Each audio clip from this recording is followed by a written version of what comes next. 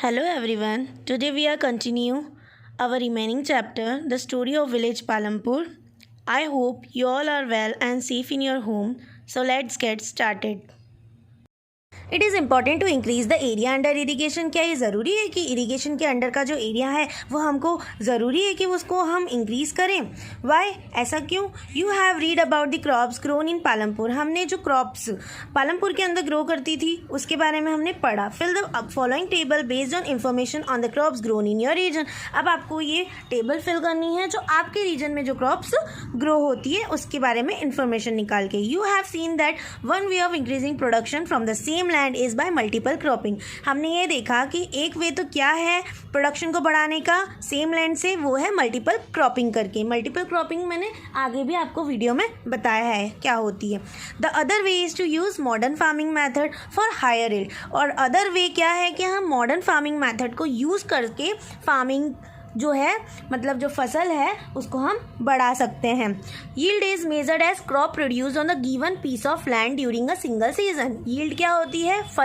फसल को हम मेज़र कर सकते हैं जितनी क्रॉप प्रोड्यूस हो रही है एक सिंगल लैंड में से, सिंगल सीजन में से जो प्रोडक्शन हो रहा है उससे हम फसल का पता लगा सकते हैं.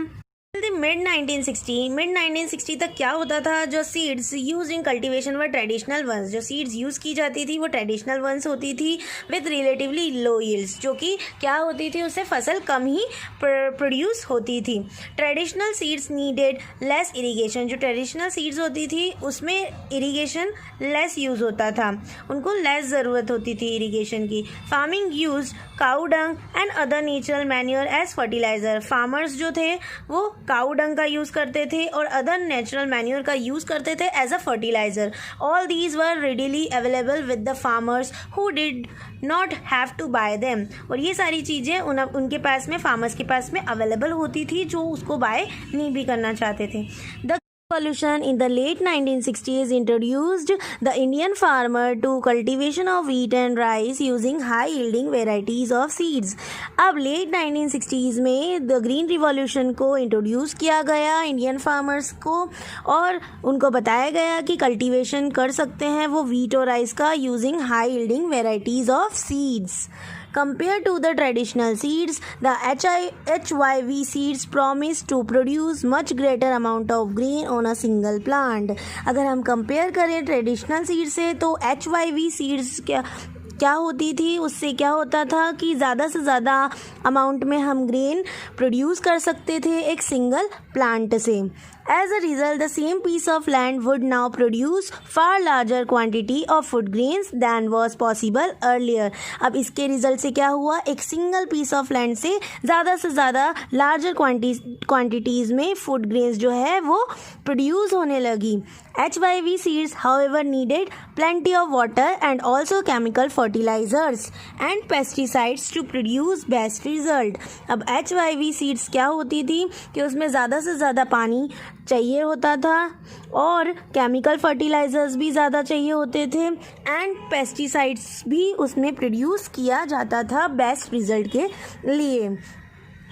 Higher yield were possible only from a combination of HYV seeds, irrigation, chemical fertilizer and pesticides etc.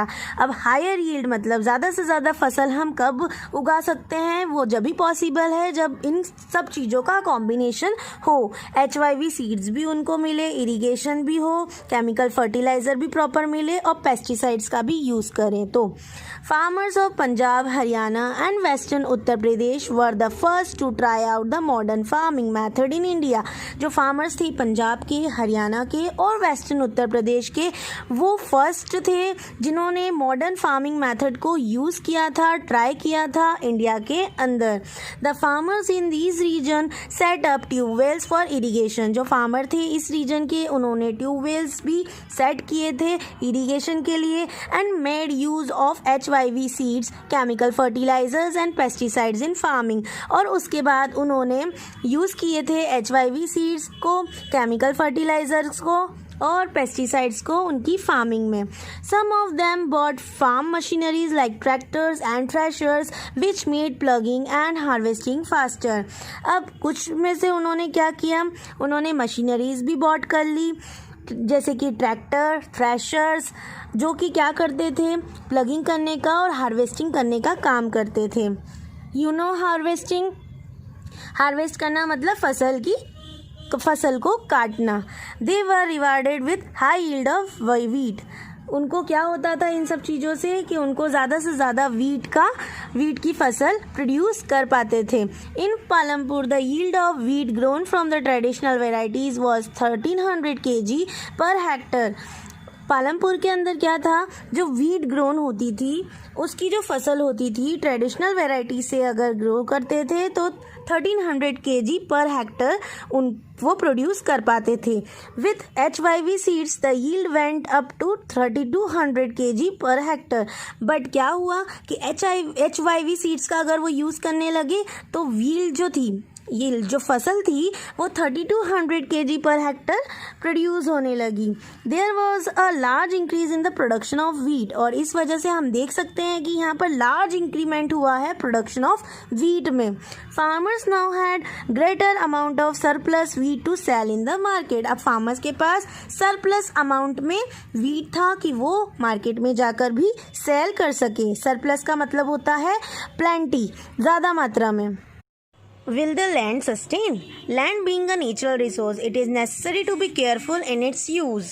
Land जो होती है वो नेचुरल रिसोर्स होती है, तो हमें केयरफुली उसका यूज़ करना चाहिए। Scientific reports indicate that the modern farming methods have overused the natural resource base. Scientific reports ये इंडिकेट करती है कि जो मॉडर्न फार्मिंग मेथड है उसका ओवर यूज़ किया जा रहा है और नेचुरल रिसोर्स को बेस बनाया जा रहा है। In many areas, green revolution is associated with the loss of soil fertility due to increased use of chemical fertilizer. Many areas में green revolution को associate किया गया है loss of soil fertility के साथ में due to increase of chemical fertiliser का जितना ज़्यादा यूज़ कर रहे हैं उसकी वजह से। Also continues use of ground water for tubewell irrigation has led to the depletion of water table. और क्या हो रहा है कि कंटिन्यूज यूज़ कर रहे हैं जब हम ग्राउंड वाटर का, तो उससे क्या हो रहा है कि जो ट्यूबवेल्स इरीगेशन से क्या हो रहा है कि वाटर टेबल का डिप्लीशन हो रहा है। Environmental resources like soil fertility and groundwater are built up over years. Environmental resources में जैसे soil की fertility और groundwater जो है वो over years से build up हुआ है। Once destroyed is very difficult to restore them, और एक बार अगर ये डिस्ट्रॉय हो गया तो ये वापस से रिस्टोर करना बहुत ही ज़्यादा डिफ़िकल्ट है। We must take care of the environment to ensure future development of agriculture. तो हमें उसका इन्वायरमेंट का टेक केयर करना है कि बहुत आवश्यकता है, नहीं तो फ्यूचर डेवलपमेंट ऑफ एग्रीकल्चर में हमें ही प्रॉब्लम्स फेस करनी पड़ेगी। How is land distributed between the farmers of Palampur? You must have realized how important land is for farming. हमने ये रियलाइज़ किया कि कितनी ज़रूरत है लैंड की फार्मिंग के लिए। Unfortunately, not all the people engaged in agriculture have sufficient land for cultivation. Unfortunately, हमने ये भी देखा कि एग्रीकल्चर में ही सारे लोग इंगेज नहीं रह सकते क्योंकि लैंड जो है वो कल्टीवेशन के लिए सफिशेंट है। In Palampur about 1/3 of the 450 families are landless. Palampur के अंदर 1/3 जो है पॉपुलेशन 450 फैमिलीज जो है वो लैंडलेस हैं। That is 150 families, most of them Dalit, जिसमें से 150 फैमिली जो हैं वो दलित्स हैं, have no land for cultivation, और उनके पास में कोई भी लैंड नहीं है कल्टीवेशन के लिए। One of the remaining families who own land, 240 families cultivate small plots of land less than 2 hectares in size. Remaining families जो हैं उनके पास लैंड तो है और 240 फैमिलीज जो हैं वो कल्टीवेट करती हैं स्मॉल प्लॉट्स पे, और उनके पास 2 hectares की साइज से भी कम लैंड है कल्टीवेशन के लिए। Cultivation of such plot does not bring adequate income to the farmer family, और उस प्लॉट पे अगर हम कल्टीवेशन करते हैं तो उससे हमको एडिक्वेट इनकम नहीं हो पाती है फार्मर्स की फैमिली को। इन 1960 Govind was a farmer with 2.25 hectares of largely unirrigated land. 1960 में जो गोविंद थे वो फार्मर थे, उनके पास 2.25 हेक्टर्स की ज़मीन थी और जो कि लार्जली अनइरीगेटेड थी। With the help of his 3 sons Govind cultivated the land. अब उनके पास 3 sons थे जिसकी हेल्प से उन्होंने उस लैंड को कल्टिवेट किया।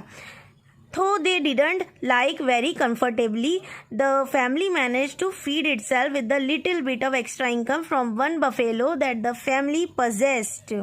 की वजह से वो कंफर्टेबली लीव नहीं कर पाते थे, तो उनकी फैमिली में एक एक्स्ट्रा इनकम के लिए बफेलो थी, जो कि जिससे उनको एक्स्ट्रा इनकम होती थी, तो वो फैमिली को फीड करते थे. Some years after Govind death this land was divided among his 3 sons. Govind की डेथ के बाद में कुछ सालों बाद जो वो लैंड था वो डिवाइड हो गया उनके तीनों सन्स के बीच में. Each one now has a plot of land that is only 0.75 hectares in size. और हर एक के पास प्लॉट कितना आया? 0.75 हेक्टर की ज़मीन एक के हिस्से में आई. Even with improved irrigation and modern farming method, Govind sons are not able to make a living from their land. अब क्या हुआ कि इवन उनके पास इम्प्रूव्ड इरिगेशन भी था, मॉडर्न फार्मिंग मेथड भी थी, फिर भी जो गोविंद के सन्स थे वो इतने एबल नहीं थे कि वो उनके लिविंग मतलब जी सकें, वो उतनी अर्निंग भी वो उससे नहीं कर पा रहे थे. They have to look for additional work during part of the year. तो इस वजह से उनको पूरे साल भर दूसरे काम के लिए भी भटकना पड़ता था. You can see the large number of small plots scattered around the village in the picture. हम ये देख रहे हैं कि बहुत सारे जो नंबर ऑफ प्लॉट्स हैं, स्मॉल प्लॉट्स हैं, वो स्कैटर्ड है विलेज में पिक्चर के अंदर. These are cultivated by the small farmers. और ये कल्टिवेटेड कौन करता है? स्मॉल फार्मर्स के थ्रू ये कल्टिवेट होते हैं. On the other hand more than half the area of the village is covered by plots that are quite large in size. On the other hand अगर हम देखें तो जो मोर देन हाफ एरिया जो है विलेज का वो कवर्ड है प्लॉट्स से, जो कि लार्ज साइज है उनकी. In Palampur, there are 60 families of medium and large farmers who cultivate more than 2 hectares of land. अब पालमपुर में 60 families जो है वो मीडियम हैं और लार्ज फार्मर्स की हैं, वो cultivate more than 2 hectares of land, जो कि 2 हेक्टर से ज़्यादा की ज़मीन जो है वो कल्टीवेट करने का काम करती है. A few of the large farmers have land extending over 10 hectares और मोर. और कुछ फार्मर्स जो हैं, उनकी लार्ज फार्मर्स जो हैं, उनके पास ज़्यादा ज़मीन है, तो वो 10 हेक्टर्स से भी ज़्यादा ज़मीन को कल्टीवेट करने का काम करते हैं. Who will provide the labour? After land labour is the next necessary factor for production. Land के बाद में लेबर जो है वो नेसेसरी फैक्टर हो जाता है प्रोडक्शन के लिए. Farming requires a great deal of hard work. Farming में क्या होता है कि ज़्यादा हार्डवर्क की ज़रूरत होती है. Small farmers along with their family cultivate their own field. Small farmers जो होते हैं वो अपनी फैमिली के साथ में ही कल्टिवेट कर पाते हैं उनकी खुद की फील्ड्स पर. Thus they provide the labour required for farming themselves. तो इस वजह से क्या होता है, वो लेबर जो है अपने परिवार वालों को ही दे देते हैं फार्मिंग करने के लिए. Medium and large farmers hire farm labourers to work on their field. और मीडियम और लार्ज फार्मर्स जो होते हैं जिनके पास ज़्यादा ज़मीन होती है, तो वो फार्म लेबर्स को अपॉइंट करते हैं वर्क करने के लिए उनकी फील्ड पर. 6 point the capital needed in farming. अब लेबर के बाद में कैपिटल की भी बहुत रिक्वायरमेंट होती है फार्मिंग के अंदर. You have already seen that the modern farming method require a great deal of capital so that the farmer now needs more money than before. हमने ये ऑलरेडी देखा कि मॉडर्न फार्मिंग मेथड में हमको ज़्यादा कैपिटल की ज़रूरत होती है. इस वजह से फार्मर्स को मोर मनी की भी ज़्यादा ज़रूरत होगी पहले से. First, most small farmers have to borrow money to arrange for the capital. अब क्या होता है कि जो स्मॉल फार्मर्स होते हैं वो तो मनी को बोरो करके अरेंज कर लेते हैं कैपिटल के लिए. दे बोरो फ्रॉम लार्ज फार्मर्स और द विलेज मनी लैंडर्स और the traders who supply various inputs for cultivation. वो बोरो किससे करते हैं? लार्ज फार्मर से और विलेज के मनी लैंडर्स से और ट्रेडर्स से, जो कि सप्लाई करते हैं वेरियस इनपुट्स को फॉर कल्टीवेशन के लिए. The rate of interest on such loans is very high. और जो रेट ऑफ इंटरेस्ट होता है उन लोन्स के ऊपर वो बहुत ही ज़्यादा हाई होता है. They are put to great distress to repay the loan. और इस वजह से उनको बहुत ही ज़्यादा डिस्ट्रेस हो जाता है लोन रीपे करने का. 7 point sale of surplus farm products. अब सेल जो करते हैं सरप्लस फार्म प्रोडक्ट्स, सरप्लस मतलब जो ज़्यादा मात्रा में हमारे पास होता है अनाज, जो फार्म जो कल्टीवेशन होता है, तो हम उसको कैसे सेल करें। Let us suppose that the farmers have produce wheat on their land using the 3 factors of production. अगर हमने लेट अस सपोज, यहाँ पर हमको सपोज करना है कि जो फार्मर्स हैं वो प्रोड्यूस कर रहे हैं व्हीट को उनकी लैंड्स में using the 3 factors of production. जो 3 फैक्टर्स हमने आगे पढ़े। The wheat is harvested and production is complete. और वीट को हार्वेस्ट कर लिया गया है, प्रोडक्शन भी कंप्लीट हो चुका है। What do the farmer do with the wheat. तो फार्मर्स अब वीट के साथ में क्या करेंगे। Retain a part of wheat for the family consumption and sell the surplus wheat. तो वो क्या करेंगे, जितना उनकी फैमिली का कंजप्शन है उस हिसाब से वो वीट रख लेंगे और बाकी का जो सरप्लस वीट होगा वो मार्केट में जाके वो सेल आउट करेंगे। Small farmers like Savita and Govind sons have little surplus wheat because their total production is small and from this a substantial share is kept for their own family needs. अब जो सविता और गोविंद है वो small farmers हैं, तो उनके पास wheat भी कम मात्रा में है, तो उनका जो टोटल प्रोडक्शन है, बिकॉज जो उनका टोटल प्रोडक्शन है वो भी कम है, उनके पास ज़मीन भी छोटी थी कल्टीवेट करने के लिए, तो प्रोडक्शन भी कम हुआ। तो उनकी वजह से उसकी वजह से क्या हुआ, जो भी उनका अर्निंग हुई वो भी कम हुई, जो उनकी फैमिली की नीड्स के हिसाब से उनकी फैमिली को नीड्स को पूरा नहीं कर पा रही थी। So it is the medium and large farmers who supply wheat to the market. So इस वजह से मीडियम और लार्ज फार्मर जो हैं वो सप्लाई करते हैं वीट मार्केट में। In the picture 1.1 you can see the bullock cart streaming into the market each carrying load of wheat. अब पिक्चर 1.1 में आप अपनी किताब में देख सकते हैं कि बुलक कार्ट जो है वो मार्केट में स्ट्रीम करती हुई नज़र आ रही है वीट को लोड करके। The traders at the market buy the wheat and sell it further to shopkeeper in the towns and the cities. जो ट्रेडर्स हैं मार्केट के अंदर वो वीट को खरीद रहे हैं और सेल कहाँ कर रहे हैं, शॉपकीपर्स को टाउन्स और सिटीज़ में जाकर। Tejpal Singh the large farmer has a surplus of 350 quintals of wheat from all his lands. अब तेजपाल सिंह नाम के एक लार्ज फार्मर हैं जिनके पास 350 क्विंटल्स सरप्लस वीट है। He sells the surplus wheat at the Raiganj market and has good earning. उन्होंने उस surplus wheat को कहाँ सेल आउट कर दिया, रायगंज मार्केट में, और उससे उनको अच्छी अर्निंग हो गई। What does Tejpal Singh do with this earning. अब तेजपाल सिंह क्या करेंगे उनकी इस अर्निंग के लिए, अर्निंग जो हुई है उसके साथ। Last year Tejpal Singh has put most of the money in his bank account. Last year जो तेजपाल सिंह थे उन्होंने अपनी सारी मनी बैंक अकाउंट में जमा करी थी। Later he use the saving for lending to farmer like Savita who were in need of the loan. अब लेटर उन्होंने क्या किया, उस मनी का यूज़ करने लगे वो सविता जैसे फार्मर्स को मनी उधार देने के लिए जिनको लोन की ज़रूरत हो। He also use the savings to arrange for the working capital for farming in the next season. और उसके बाद में उन्होंने अपनी सेविंग्स को अरेंज किया, सेविंग भी जो करी थी उससे उन्होंने क्या किया, वर्किंग कैपिटल को अरेंज किया कि वो नेक्स्ट सीजन में फार्मिंग कर सके। This year Tejpal Singh plans to use his earnings to buy another tractor. इस साल तेजपाल सिंह ने ये प्लान किया था कि उनकी अर्निंग से वो क्या करेंगे, ट्रैक्टर बाय करेंगे। Another tractor would increase his fixed capital. तो अनादर ट्रैक्टर क्या करेगा कि उनकी जो फिक्स कैपिटल है उसको इंक्रीज करने का काम करेगा। मतलब अगर ट्रैक्टर ज़्यादा होंगे तो ज़्यादा कल्टीवेशन जल्दी होगा और उससे प्रोडक्शन भी ज़्यादा होगा, उससे अर्निंग भी ज़्यादा होगी। Like Tejpal Singh other large and medium farmer sell the surplus farm products. जैसे कि तेजपाल सिंह थे वैसे ही लार्ज और मीडियम फार्मर्स जो थे वो सरप्लस प्रोडक्ट्स को सेल करते थे। A part of the earning is saved and kept for buying capital for the next season. और जितनी भी अर्निंग होती थी उसको सेव करते थे और दूसरी कैपिटल मतलब नेक्स्ट सीजन के लिए कैपिटल जोड़ते थे कि वो बाय कर सके। Thus, they are able to arrange for the capital for farming from their own saving। तो इस वजह से क्या समझ में आ रहा है कि वो कैपिटल को अरेंज करते थे कि वो नेक्स्ट फार्मिंग जो नेक्स्ट सीजन में फार्मिंग कर सके। Some farmers might also use the saving to buy cattle trucks और टू सेटअप शॉप्स। कुछ फार्मर्स जो थे वो अपनी सेविंग्स का यूज़ करते थे खरीदने में, कैटल ट्रक्स और शॉप को सेटअप करने के लिए यूज़ करते थे। As we shall see, these constitute the capital for non-farm activities। हमने ये देखा कि ये सारी जो करते थे ये चीज़ें, तो वो कैपिटल क्यों कंस्टिट्यूट करते थे, नॉन फार्म एक्टिविटीज़ को करने के लिए।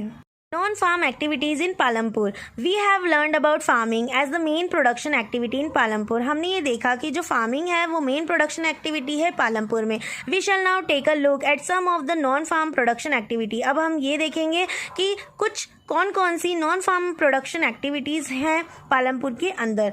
Only 25% of the people working in Palampur are engaged in activities other than agriculture.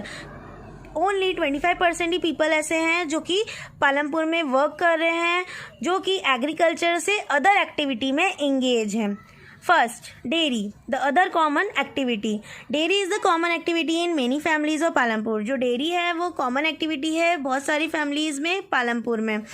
People feed their buffaloes on various kinds of grass and the jowar and bajra. People जो है वो अपने buffaloes को feed करते हैं various kinds of grass से, ज्वार से और बाजरे से जो कि grow करते हैं वो rainy season में. The milk is sold in Raiganj. जो milk निकलता है वो कहाँ जाके sold करते हैं? रायगंज मार्केट में. The nearby large village जो कि बहुत बड़ा village है. Two traders from Shahpur town have set up collection cum chilling centers at Raiganj from where the milk is transported to far away towns and cities. अब जो to traders हैं Shahpur town से वो वहाँ पर क्या करते हैं, उन्होंने अपने चिलिंग सेंटर बना रखे हैं और रायगंज मार्केट में वहाँ से वो मिल्क को ट्रांसपोर्ट करने का काम करते हैं टाउन्स और सिटीज़ के अंदर. Example of small scale manufacturing in Palampur. At present less than 50 people are engaged in manufacturing in Palampur. Presently अगर हम देखें तो 50 people से भी कम लोग जो हैं वो पालमपुर मतलब मैन्युफैक्चरिंग में engaged हैं पालमपुर में. Unlike the manufacturing that takes place in the big factories in the towns and cities, manufacturing in Palampur involve very simple production methods and are done on small scale. अब अगर हम देखें तो manufacturing जो है वो होती तो है बिग फैक्ट्रीज में, टाउन्स और सिटीज़ में होती है, और जो मैन्युफैक्चरिंग पालमपुर में है उसमें क्या होता है कि सिंपल प्रोडक्शन मेथड्स का ही यूज़ करते हैं और वो भी स्मॉल स्केल में. They are carried out mostly at home और in the fields with the help of family labour. वो या तो क्या करते हैं होम में ही करते हैं वर्क या तो फिर फील्ड्स पे with the help of family labour का ही यूज़ करके वो काम कर लेते हैं. Rarely are labours hired. Rarely ही वो लेबर को हायर करते हैं. Mishri Lal has purchase a mechanical sugar cane crushing machine run on electricity and has set up on his field. अब मिश्री लाल जो थे उन्होंने परचेज किया था mechanical sugar cane crushing machine. गन्ने का जूस निकालने की जो मशीन होती है उसको बोला जाता है mechanical sugar cane crushing machine, जो कि इलेक्ट्रिसिटी से रन होती थी. उन्होंने अपनी फील्ड में लगा ली. Sugar cane crushing was earlier done with the help of bullocks but people prefer to do it by machine these days. जो शुगर केन जो क्रश करते थे पहले क्या होता था, बुलक्स की हेल्प से वो किया जाता था, बट पीपल ने अब मशीन्स की हेल्प से नाउडेज वो ऐसा करने लग गए. Mishri Lal also buy sugar cane from other farmers and process it into jaggery. अब मिश्री लाल जो क्या करते थे, शुगर केन को अदर फार्मर्स से बाय करते थे, खरीदते थे और उसके बाद में वो उसका क्या करते थे, गुड़ बनाते थे. जैगरी मीन्स गुड़. The jaggery is then sold to traders at Shahpur. अब उसके बाद में जो गुड़ बनता था उसको वो शाहपुर के ट्रेडर्स को सोल्ड आउट कर देते थे. In the process Mishri Lal makes a small profit. और इस प्रोसेस में मिश्री लाल को कुछ कम ही प्रॉफिट होता था. Point, the shopkeepers of Palampur. Palampur में शॉपकीपर्स कैसे होते थे? People involve in trade exchange of goods are not many in Palampur. अब जो पीपल जो थ्रेडिंग करते थे वो भी ज़्यादा नहीं थे पालमपुर में. The traders of Palampur are shopkeepers who buy various goods from wholesale market in the cities and sell them in the village. अब जो ट्रेडर्स थे पालमपुर में वो शॉपकीपर्स थे जो कि क्या करते थे, गुड्स को बाय करते थे होलसेल मार्केट से और जाके सिटीज़ में सोल्ड आउट करते थे.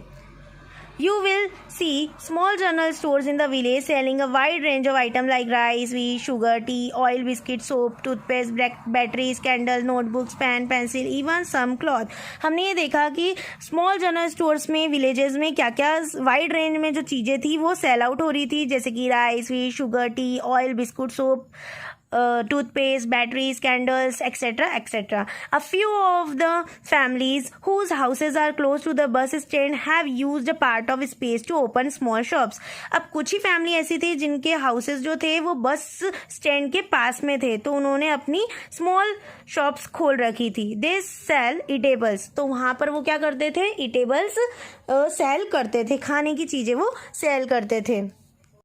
Transport, a fast developing sector. There are variety of vehicles on the road connecting Palampur to Raiganj.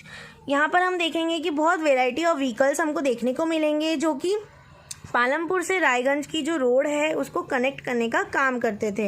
Rickshaw वाला, टोंगा वाला, jeep, tractors, truck drivers and people driving the traditional bullock cart and buggy are people in the transport service. ये सारी transport हमको वहाँ देखने को मिलेगी. They ferry people and goods from one place to another and in return get paid for it. वो क्या करते थे, लोगों को एक जगह से दूसरी जगह तक ले जाते थे और उसके लिए वो पैसे उनको मिलते थे. The number of people involved in transport has grown over the last several years.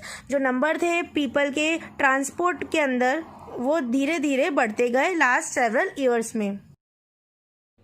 This is your first chapter over here and now we will see second chapter of economics in the next video. Thank you.